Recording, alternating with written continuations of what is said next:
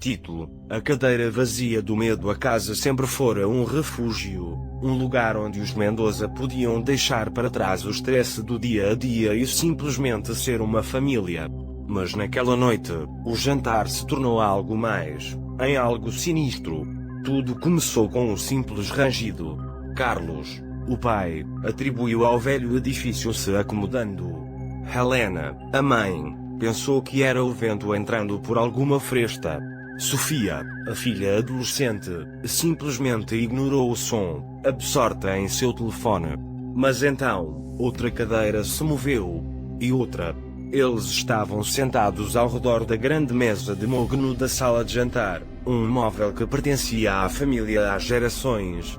A luz do candelabro de cristal projetava sombras dançantes sobre as paredes, e o aroma da lasanha recém-assada enchia o ar. Um ambiente acolhedor, até que as cadeiras começaram a dançar. "Há alguém aí?" perguntou Carlos, sua voz tingida de uma incredulidade forçada. Helena dirigiu-lhe um olhar preocupado, enquanto Sofia levantava os olhos do telefone, com a testa franzida.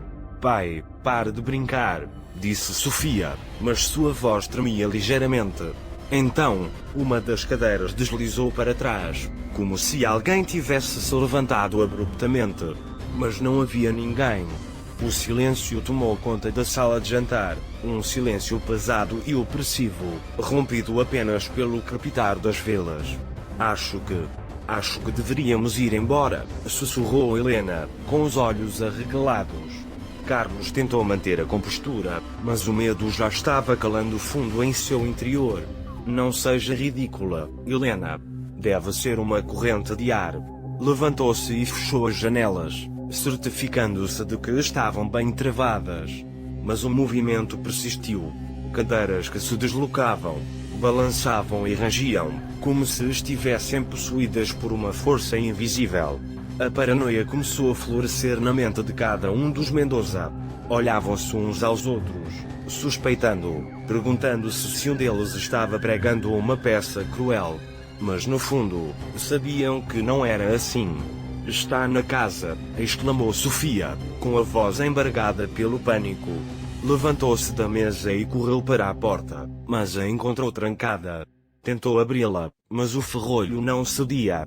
Carlos e Helena se juntaram a ela, forçando a maçaneta, mas a porta permanecia selada.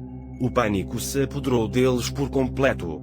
Estavam presos, à mercê de uma presença invisível que parecia se alimentar de seu medo. As cadeiras começaram a se mover com mais violência, chocando-se umas contra as outras e contra as paredes. Uma delas se elevou no ar e se espatifou contra o candelabro, enviando uma chuva de cristais quebrados sobre a mesa. A luz se extinguiu, mergulhando a sala de jantar em uma escuridão quase total. Gritos de terror encheram o cômodo. Os Mendoza tropeçaram às cegas, buscando uma saída, mas só encontravam obstáculos em seu caminho. O medo os paralisava, os tornava vulneráveis. De repente, uma voz sussurrou na escuridão. Uma voz gutural e fria, que parecia provir de todas as partes ao mesmo tempo. "Estou com fome", disse a voz. Os Mendoza se abraçaram, tremendo de terror.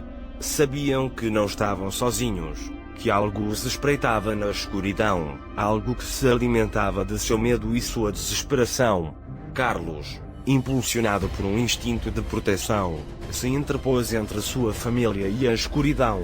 "Quem é você? O que quer de nós?" gritou, com a voz trêmula. A voz respondeu com uma risada arrepiante. "Quero o vosso medo. Quero o vosso desespero. Quero as vossas almas." Uma sombra se materializou no centro da sala de jantar, uma figura amorfa e escura que parecia absorver a luz ao seu redor. Os Mendoza sentiram um frio intenso, um frio que lhes congelava os ossos e lhes paralisava o coração. A figura se lançou sobre eles, e os Mendoza gritaram com todas as suas forças.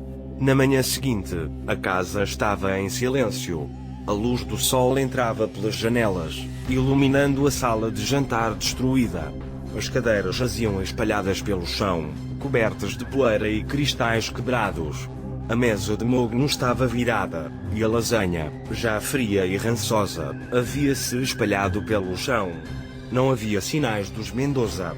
Apenas a cadeira vazia na cabeceira da mesa, como esperando seu próximo convidado. Um novo casal se mudou para a casa no mês seguinte. Atraídos pelo preço econômico e pelas vistas espetaculares para o jardim, ignoraram o aviso dos vizinhos sobre o hóspede que habitava a casa. Em sua primeira noite na casa, enquanto jantavam à luz de velas na mesma sala de jantar, uma das cadeiras se moveu. Os recém-casados trocaram um olhar nervoso e continuaram comendo, tentando ignorar o som.